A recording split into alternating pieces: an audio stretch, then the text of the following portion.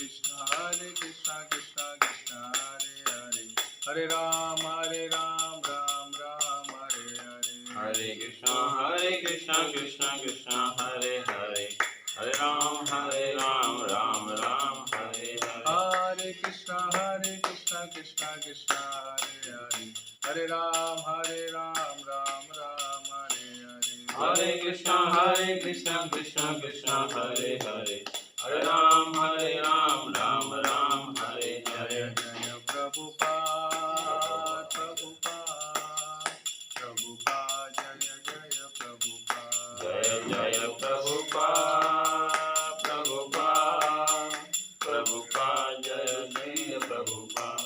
Jaya Gaura Nitai, Gaura Nitai, Gaura Nitai, Jaya Gaura Nitai. Jaya Gaura Nitai, Gaura Nitai, Gaura Nitai, Jaya Gaura Nitai. Nitai Gaura Hari Bol, Hari Bol, Hari Bol, Nitai Gaura Hari Bol. Nitai Gaura Hari Bol, Hari Bol, Hari Bol, Nitai Gaura Hari Bol. Hari Bol, Hari Bol, Hari Bol, Hari Bol.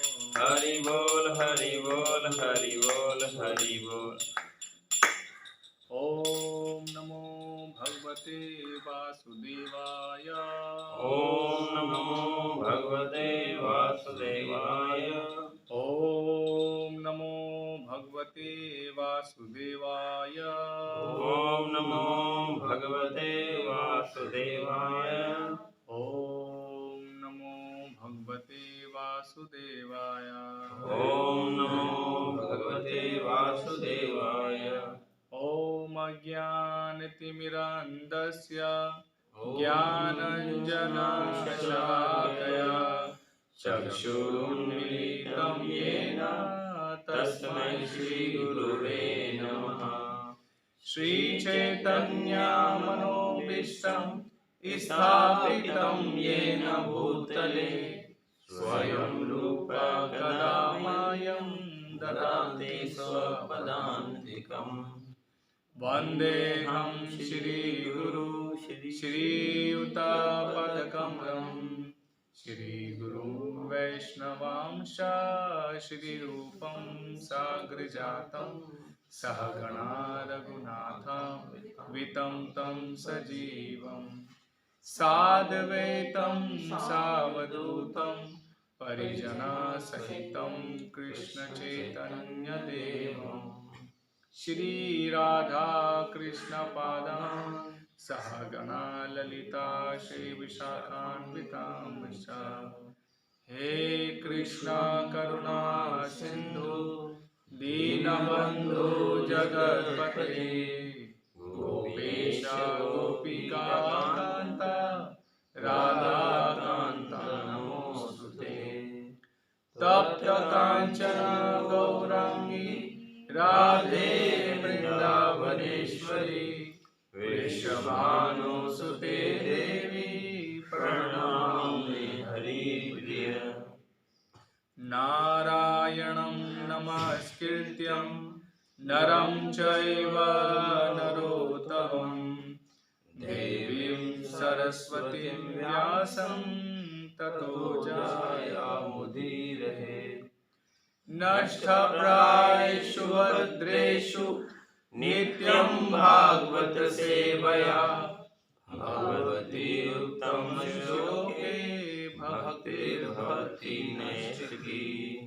Aradhya Bhagavan Brajesha Tanayas Tadham Vrindavanam Ramya Kachitupasana Brajbadhu Vargenaya Kalpita. Shrimat Bhagavatam Pramanamamalam Prema Pumartho Mahan. Shri Chaitanya Mahaprabhur Mata Idam Tatradaruna Paraha. Vancha Kalpatrubhyascha Kirpa Sindhu Bhayevacha Patitanam Pavane Bhayo Vaishnave Namo Namaha. जय श्री कृष्ण चैतन्य प्रभु नित्यानंद श्री अद्वैता गदाधर श्रीवासादि गौर भक्त वृंद। हरे कृष्णा कृष्णा कृष्णा हरे हरे, हरे राम राम राम हरे हरे। जय ग्रंथराज श्रीमद् भागवत महापुराण की जय। अपने अपने phone silence कर लीजिए।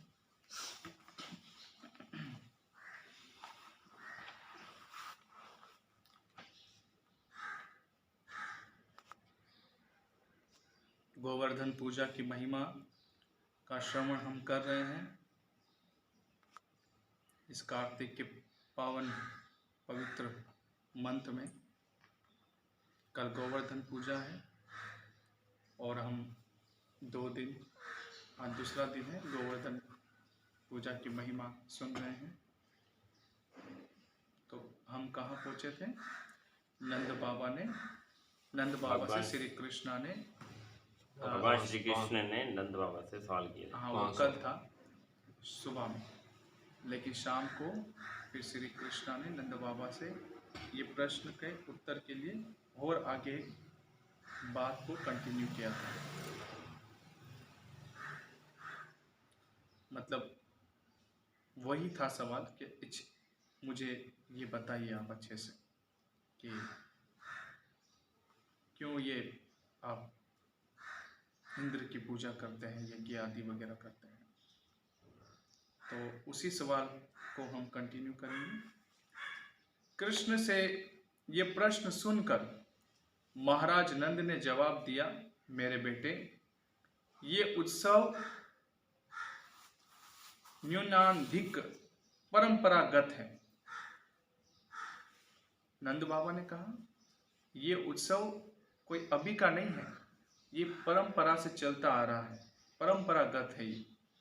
चूंकि वर्षा राजा इंद्र की कृपा से होती है और बादल उसके प्रतिनिधि हैं, और चूंकि हमारे जीवन के लिए जल इतना महत्वपूर्ण है, इसलिए हमें वर्षा के नियम महाराज इंद्र के प्रति कुछ कृतज्ञता प्रकट करनी चाहिए। तो उन्होंने साफ कहा, नंद महाराज ने, कि जो वर्षा है इस पर तो हमारा जीवन चलता है, पानी से, और पानी इंद्र की वजह से, बारिश इंद्र की वजह से होती है, और इंद्र की इसलिए हमें पूजा करनी पड़ती है। इसीलिए हम राजा इंद्र को खुश करने का प्रबंध कर रहे हैं, क्योंकि उसने कृषि कर्मों को सफल बनाने के लिए ही बादलों को प्रचुर वर्षा करने के लिए भेजा है। क्योंकि अगर खेती बाड़ी में पानी नहीं होगा तो बीज डालने से फायदा नहीं ना, पानी डालना बहुत जरूरी है। इसलिए वे हमें समय समय पर बादलों को भेजकर पानी देते हैं, और पानी पर ही हमारा सारा बिजनेस, कृषि, खेती बाड़ी, ये सब अनाज वगैरह जो भी है सब पैदा होता है। इसीलिए हम इनकी पूजा करते हैं। जल अत्यंत जरूरी है। जल के बिना ना तो हम जोत बो सकते हैं, ना अन्न उत्पन्न कर सकते हैं। यदि वर्षा ना हो तो हम जीवित नहीं रह सकते। ये धर्म, अर्थ तथा मोक्ष के लिए आवश्यक है। इसीलिए हमें परंपरागत उत्सवों को छोड़ना नहीं चाहिए। यदि कोई काम, लोभ या भय के कारण इनका परित्याग करता है तो ये उसे शोभा नहीं देता। अब नंद महाराज, उनके पिताजी कृष्ण को ये सारी शिक्षा दे रहे हैं कि ये सारी जो हम अभी सेवा कर रहे हैं इंद्र की, ये सारी परंपरागत है, और ये परंपरा से चढ़ता आ रहा है, और कोई इसको धर्म, अर्थ, काम, मोक्ष, ये जरूरी है ये करना। इसके बिना हम जीवित नहीं रह सकते। वर्षा होती है तो प्रचुर मात्रा में अन्न पैदा होता है, इसे सुनकर भगवान कृष्ण ने अपने पिता तथा वृंदावन के समस्त ग्वालों के समक्ष इस प्रकार बोलने, जिससे स्वर्ग का राजा इंद्र अत्यंत कुपित होगा। तो ये सुनकर भगवान श्री कृष्ण ने अपने पिता तथा वृंदावन के समस्त ग्वालों के समक्ष इस प्रकार बोलना, जिससे स्वर्ग के राजा जो है ना क्रोध में आ गया। मैसेज इंद्र को देना था, क्योंकि इंद्र तो सुनता है सभी बातों, लेकिन इतना अच्छे से उन्होंने वजाहत की कृष्णा ने कि उनके पिता और वृंदावन के सभी ग्वाल बाल ये बात सुन रहे थे। उन्होंने सुझाव दिया, राय दी, ये यज्ञ बंद कर दिया जाए। बिल्कुल क्लियर। इंद्र को खुश करने वाले इस यज्ञ का निषेध करने के दो वजह है। पहला, जैसा कि भगवत गीता में कहा गया है, किसी भौतिक उन्नति के लिए देवताओं की पूजा करना बेकार है। कोई दुनियावी फायदे को हासिल करने के लिए किसी भी देवी देवता की पूजा करना बेकार है। पहली वजह। पहले तो भगवान ने साफ कह दिया है नंद बाब और सबों को कि ये इंद्र की पूजा बंद कर दो। उन्होंने अपनी राय दी है कि पहले तो इसको बंद कर दो, जो आप इंद्र की खुशी करने, उसको खुश आमदी करने के लिए ये जो यज्ञ करते हैं, इसको बंद कर दिया जाए। और फिर उन्होंने कहा दो वजह है। उसमें से पहली वजह है कि भगवत गीता में कहा गया है कि किसी भी देवता की पूजा दुनियावी फायदे के लिए करना बेकार है। देवता की पूजा से हासिल होने वाले जो फल है वो क्षणिक होते हैं, आज कुछ वक्त के लिए होते हैं, और केवल कम अकल लोग ही फल में रुचि रखते हैं। फल में रुचि कम अकल लोगों का काम है रखना।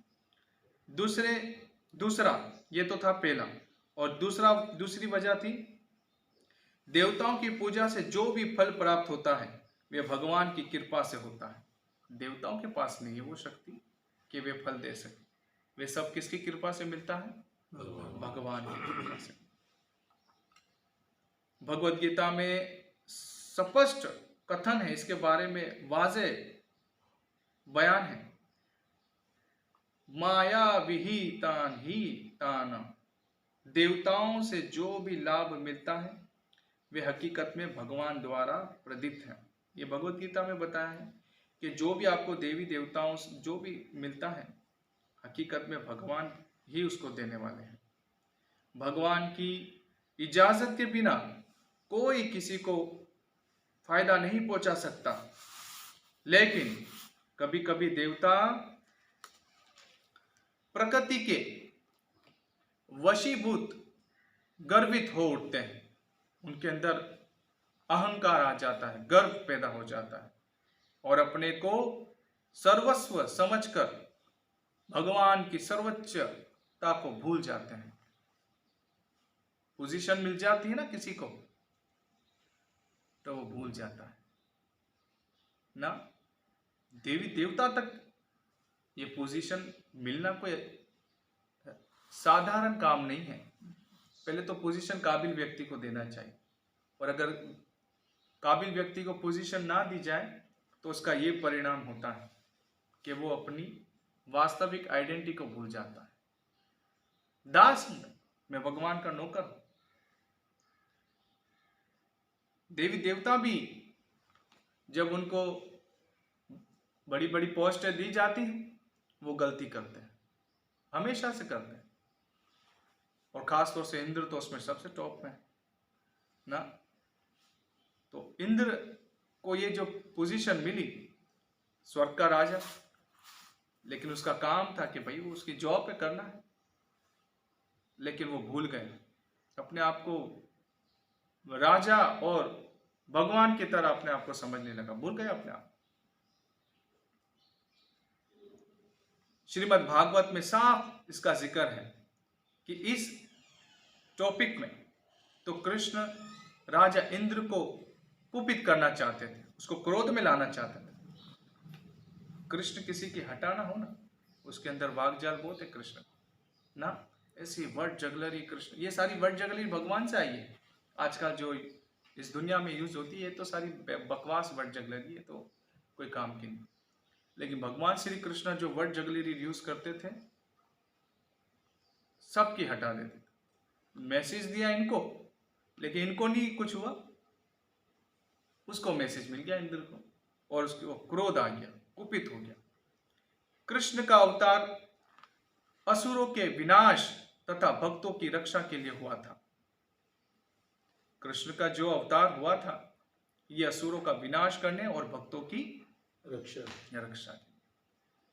इंद्र निश्चित रूप से भक्त था, असुर नहीं, किंतु वे गर्वित था, उसको गर्व था। ओ, मैं तो इंद्र का, स्वर्ग का राजा हूं और मेरे पास इतनी बड़ी पोजीशन है, गर्व था। देखो, सेवा कोई बड़ी पोजीशन मिले ना, उसमें गर्व नहीं लाना चाहिए, अहंकार नहीं लाना चाहिए, अपने आप को ये नहीं सोचना चाहिए कि मैं भी कुछ हूँ, देखो कितनी बड़ी पोजीशन मिली, शुक्र करना चाहिए। अंदर ही अंदर वो गर्व करता है। भगवान तो अंदर की बात पकड़ते हैं, ऊपर का पहनावा नहीं देखते कि ऊपर कितना साधु वाला आचरण किया हुआ है, अंदर देखते अंदर कितना अनर्थ बढ़ा हुआ है, अंदर देखते कितना अहंकार ईगो भरा हुआ है। भगवान अंदर की चीज को पकड़ते हैं। इंद्र के अंदर की चीज को पकड़ लिया भगवान ने, उसका अहंकार तोड़ा भगवान ने। कृष्ण का वे भक्त था इंद्र, इसलिए कभी कभी भक्तों के अंदर भी ये आ जाती है ना। देखो, ये हमारे लिए, हम सब के लिए, मेरे लिए भी खास तौर से ये शिक्षा है कि भले जिंदगी में कोई भी सेवा मिले, सभी सेवा में ईमानदारी से करनी है, और उसमें एक चीज नहीं भूलनी कि मैं भगवान का दास। ये कथा के अंदर इंद्र को बहुत बड़ा सबक दिया भगवान ने, क्योंकि वो भूल चुका था कि मैं दास हूं ना। लेकिन उसकी वजह से आगे कितना बड़ा फायदा होगा ये आगे हमें पता चलेगा। भगवान एक लीला में अनगिनत मैसेज दे जाते हैं। होता है एक टॉपिक, लेकिन अनगिनत शिक्षाओं से भरा होता है। इंद्र निश्चित रूप से भक्त था, राक्षस नहीं था, असुर नहीं था, इसीलिए कृष्ण उसे पाठ पढ़ाना, शिक्षा देना चाहते थे। सबसे पहले उन्होंने इंद्र को क्रोधित, गुस्से में लाने के लिए वृंदावन में ग्वालों की द्वारा की जाने वाली इंद्र पूजा को क्या कर दिया, बंद करवा दिया। सबसे पहले उसको क्रोध में लाने के लिए, इस मकसद से कृष्ण इस प्रकार बातें करने लगे मानो वे नास्तिक हो, कर्म मीमांसा दर्शन के समर्थ हो। कृष्णा ने ऐसी बात कही कि नास्तिक लोग भी समझ नहीं पाते हैं कि आखिरकार कृष्ण किस तरीके से हमें मैसेज दे रहे हैं। यहां पे बता रहे हैं सुखदेव गोस्वामी, इस मकसद से कृष्ण इस प्रकार बातें करने लगे मानो वे नास्तिक हो। कृष्ण नास्तिकों की तरह बातें करने लगे। दो किस्म के होते व्यक्ति, एक आस्तिक और एक नास्तिक। आस्तिक तो डायरेक्ट भगवान का मैसेज, लेकिन एक होता है इनडायरेक्टली मैसेज। और कर्म मीमांसा के दर्शन के समर्थ हो। इस दर्शन के समर्थ भगवान की सर्वोच्चा को स्वीकार नहीं करते। वे ये तर्क प्रस्तुत करते हैं कि यदि कोई अच्छा कार्य करता है तो उसका फल अवश्य प्राप्त होगा।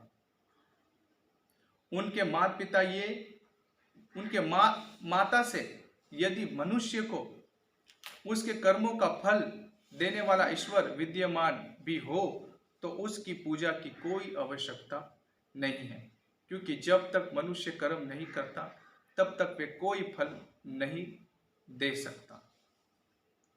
तो इसमें देखें कितनी सारी भगवान सुखदेव गोस्वामी शिक्षा दे रहे हैं कि इस दर्शन से, इस टॉपिक से जुड़ी हुई भगवान की सर्वोच्चता को स्वीकार नहीं करते लोग।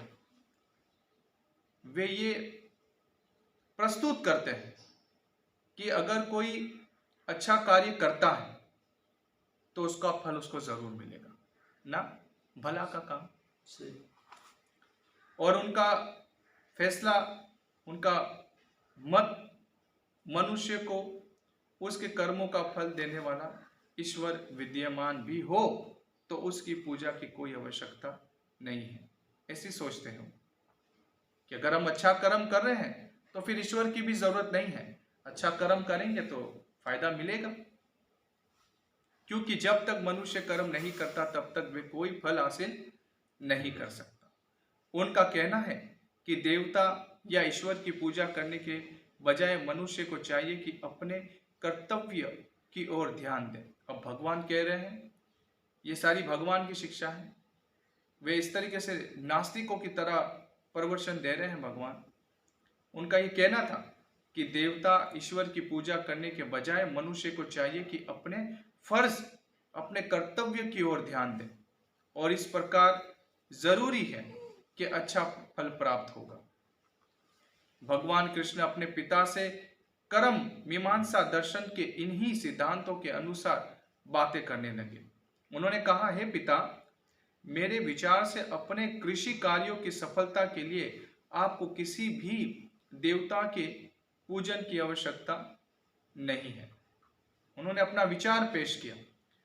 प्रत्येक जीव अपने पूर्व कर्म के अनुसार उत्पन्न होता है और मौजूदा कर्म के फलों को भोगकर इस जीवन को त्याग देता है और प्रत्येक जीव अपने पूर्व कर्म के अनुसार विविध योनियों में जन्म ग्रहण करता है और इस जीवन में जैसा कर्म करता है उसी के अनुसार अगला जन्म होता है। जो अभी हम कर्म कर रहे हैं वो उसका फल हम नेक्स्ट बर्थ में हम भोगेंगे, लेकिन जो अभी हम भोग रहे हैं ये हमारे पिछले कर्मों का फल है। और जो अभी हम कर्म कर रहे हैं इसका फल कब मिलेगा? नेक्स्ट बर्थ में।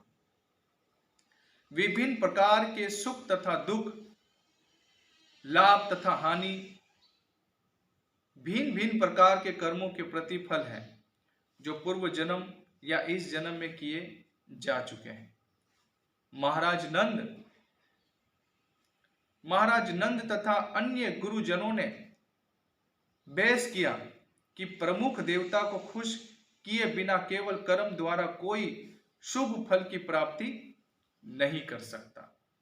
अब कृष्ण ने इस तरीके से प्रवचन देना स्टार्ट किया तो नंद महाराज और दूसरे गुरुजनों ने बहस किया और उन्होंने बताया कि प्रमुख देवता को खुश किए बिना केवल कर्म द्वारा कोई फायदा हासिल नहीं कर सकता, यह बेकार की बात है।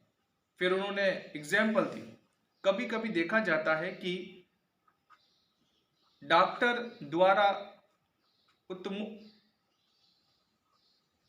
उत्तमोत्तम चिकित्सा तथा उपचार करने पर भी रोगी की मृत्यु हो जाती है ना। अच्छे से बेचारे डॉक्टर तो ट्रीटमेंट करता है लेकिन फिर भी उसकी मृत्यु हो जाती है। इसलिए ये निचोड़ निकाला जाता है कि उत्तम उपचार या उत्तम डॉक्टर द्वारा किया गया प्रयास ही रोगी का अच्छा होने के कारण नहीं है, इसमें भगवान का हाथ आवश्यक होता है ना। डॉक्टर ये ना समझे कि ये तो मेरी एजुकेशन, मेरी काबिलियत की वजह से ये ठीक हुआ, ये भगवान के द्वारा ठीक होता है, ये किसी डॉक्टर के द्वारा नहीं होता। डॉक्टर बस अपनी ईमानदारी से ड्यूटी करता है, करने वाले तो प्रभु हैं। पक्की होता है फर्क करना जो है ना जो।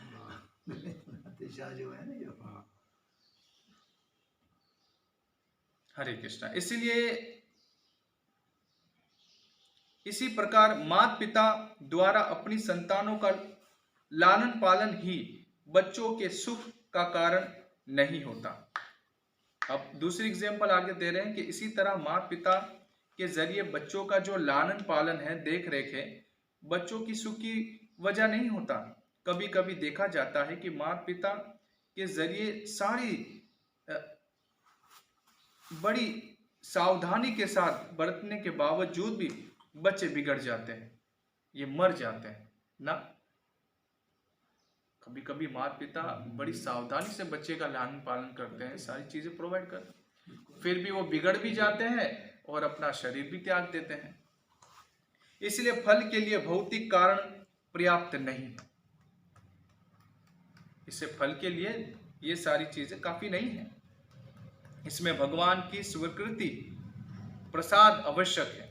इसलिए नंद महाराज ने दलील दी कि कृषि कर्म में अच्छा फल पाने के लिए हमें वर्षा की अधिष्ठाता देव इंद्र को खुश करना चाहिए। देखो नंद महाराज कितनी अच्छा प्रवचन दिया ना। ये कोई शास्त्र के विरुद्ध प्रवचन नहीं था, ये बिल्कुल राइट प्रवचन था। नंद महाराज से ये सारा उगलवाना चाहते थे भगवान कि देखो जिसके अंदर जो भरा पड़ा आता है वो जब बोलता है तभी पता चलता है।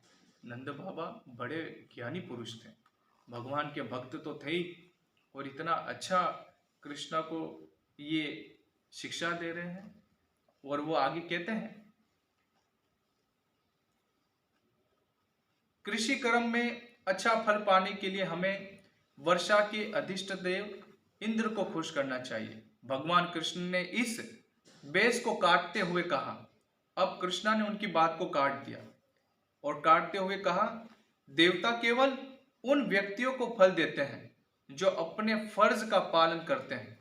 देवता ऐसे व्यक्ति को कभी कोई फल नहीं देते जिसने अपना कर्म पूरा ना किया हो। अब भगवान कह रहे हैं कि आमतौर पर देवता बड़े पक्के बिजनेसमैन हैं ना, गिव एंड टेक वाले हैं। जब आप उनकी अच्छे से खिदमत करेंगे तो वो आपको फायदा देंगे, वरना वो आपको नहीं देंगे फायदा। कृष्ण उनको ये समझा रहे। इसलिए देवता का कर्म संपन्नता, कर्म परायणता पर आश्रित है और उन्हें किसी को अच्छा फल देने की पूरी छूट नहीं है।